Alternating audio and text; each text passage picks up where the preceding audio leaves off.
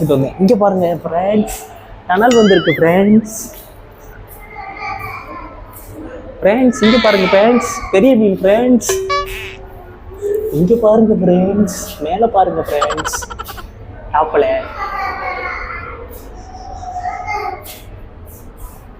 ஓ இது வந்து நம்ம மேலே போய் பார்க்கலாம் போல இருக்கு. இந்த ஸ்டெப்ஸ் இது வச்சுருக்காங்க.